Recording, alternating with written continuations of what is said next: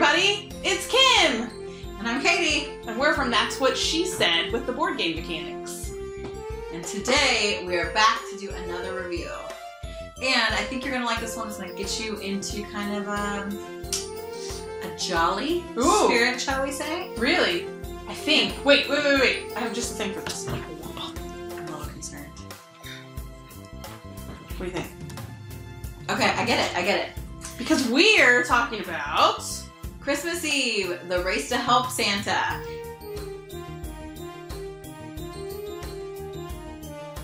So this game is designed by Jash Preet, and it is by JCA Games. So we're going to kind of talk about some of the different components, what you're going to find in the game. It's almost a mix between a party game and like Candyland, but at the North Pole. At the North Pole. Great game to start a tradition with your family every year on Christmas Eve.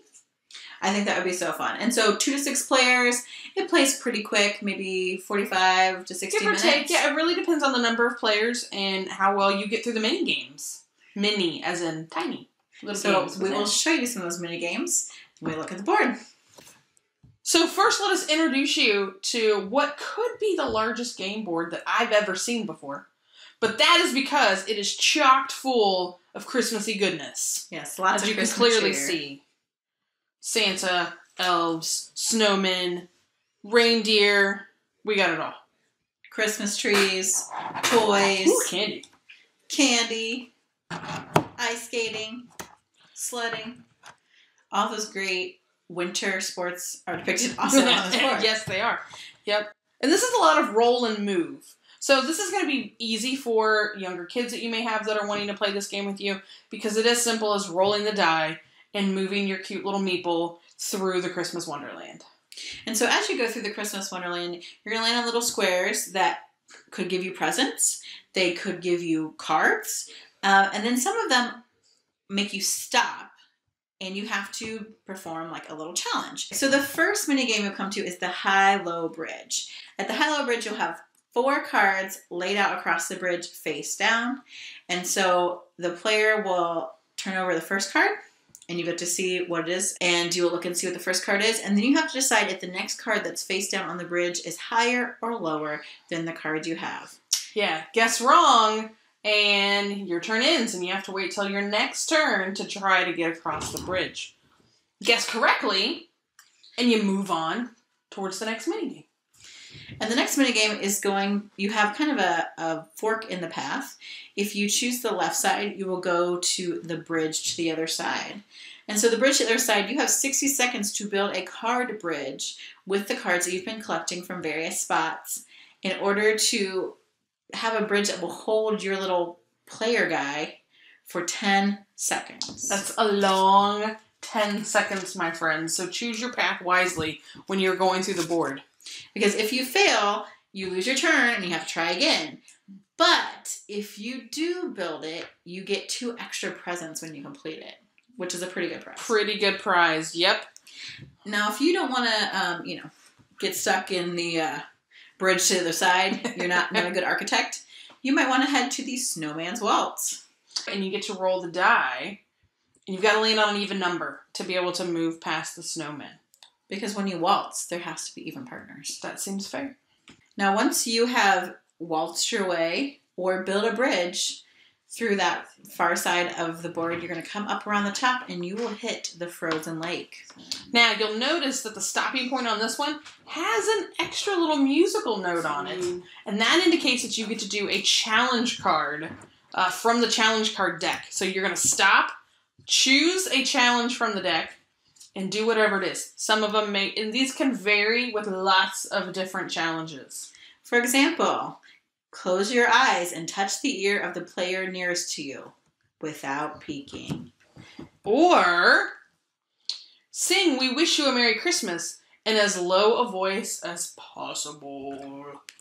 So once you get to the frozen lake, you're going to use the red kind of long rectangle side of the board to try and get your presents to safety. So you'll put 1 pawn down at the opposite roll line, and then you will take the large marble and put it at the roll line closest to you, and you are going to try to knock that pawn over with the marble. Knock it over. You succeed in getting your present across the frozen lake, but miss, and that present sinks to the bottom. Now you come to another fork in the road, and you can either head towards the dark cave or to the Snowman sleigh ride. Now the dark cave, you're going to have to move your pawn through the cave with your eyes closed and get directions from another player. And you have to stay on the path. Fall off the path, you gotta start over. Make it all the way to the end, and you keep moving on to deliver your presents. Now, if you're like, I'm not sure about that cave, you can always take the Snowman sleigh ride, where you're also going to use that red side of the board again. You'll set up 3 of like the clear white pawns into a triangle. There's little markers there right around your cute little ornament. You're going to take the marble and knock down all 3 of the snowmen. And then finally you're back to the high-low bridge again, where you've got just 3 cards now spanning over the bridge that you have to guess is the next card higher or lower. And then you are on your way to drop off presents for Santa. So hopefully along your way you've managed to collect at least 4 presents. You can do this by landing on the presents on the board, maybe completing some challenges, maybe creating a snowball fight and taking them from another player. That's a fun option. But you need at least 4 to deliver them to the elves to be able to move on to Santa. No. So, lo and behold, if you make it here to the elves and you don't have 4 presents to give them, they're going to open the trap door and send you all the way back to the Snowman sleigh ride. And you're going to start your path over trying to collect those remaining presents so you can move on to see Santa. All right. So now that you've seen what the board looks like, and the massive board, the board full of Christmas cheer, we kind of want to talk about some of the things we really like about this game. So Kim, what's something that is so great about this game? You know, I really love the snowball fight aspect. It came into play while we were playing it. One player, who shall not be named, ran through, had a ton of presents. Ridiculous. The rest of us were lacking in the present department, to say the very least. Okay. So it's quite fun and rewarding to roll that ball, knock him over, and take all of his presents. Now, in the end, he got him back because he knocked me over. But that's a fun little way to really turn the tide of the game. And it's something satisfyingly fun to play with that big marble and roll it across the board. Right, and it's kind of a catch-up mechanism, I think, in a way. Because there are a decent amount of snowball fight squares towards the end, so that's helpful too. Or especially if you're like, hey, I'm getting close to the end, but I don't have enough presents, that's a good way to kind of make it up. Yep, or to stop someone that could be, you know, that's a way to right. Sorry, Charlie, now you gotta back through because you don't have enough.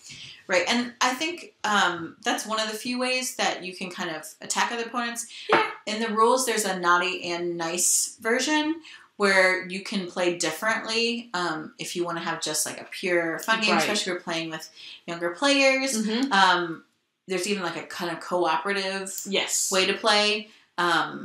And so like the snowball fight is one of the other vicious ways. You can also take the cards that you're getting and you can challenge someone to war essentially with your cards, try and get presents from them that way. So I think those are neat little things to try and help kind of mitigate some of that. Someone ran ahead and got 12,000 presents. Or because I think at first you may feel like, oh no, I got stopped on this mini game and I can't get caught up. But that really wasn't the case when we played through it. Even somebody that had fallen behind, well, everybody didn't have enough presents, so we kind of cycled back through and caught up with each other. So I don't think you should be too worried about maybe younger players or someone getting stuck and falling behind, because there's certainly ways to catch up from that. Right. One of my favorite things actually is the challenge cards.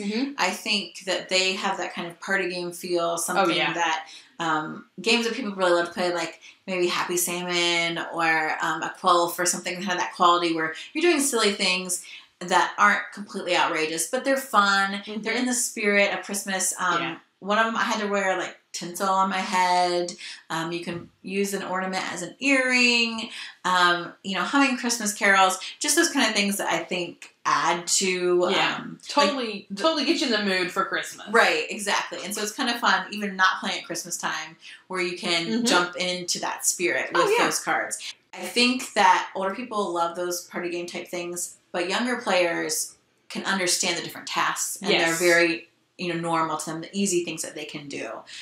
And it's got that, in my opinion, Candyland feel to it, where you're rolling and moving and you're stopping on these neat little artwork things to do different challenges and to find different types of, you know, rolling combos and stuff, which kids are used to playing. Yep, definitely. This is absolutely in their wheelhouse. And I would say could go from players from 3 to 100 years old. So it's one of those games that you can sit down and everybody can enjoy. So it is a good game for family gatherings at Christmas, Christmas Eve, or Christmas morning with your family. This is a great opportunity to get everybody sitting down together to play a fun game. For sure. And just the artwork, I think, is adorable. I totally agree. Yeah. There's this little Santa in the middle of the board that has all these balloons, and he's just so jolly and cute. He's thanking you for bringing you all the presents. The elves are super cute. I mean, I totally agree. The artwork on this game is absolutely adorable. And on the cards, like, I love it. So if you're looking for a new Christmas Eve, Christmas morning tradition, something to play around the holidays, or you love Christmas in July, you're watching those Hallmark movies, you got your Santa hat on. Yeah. You need to try Christmas Eve, The Race to Help Santa by JCA Games.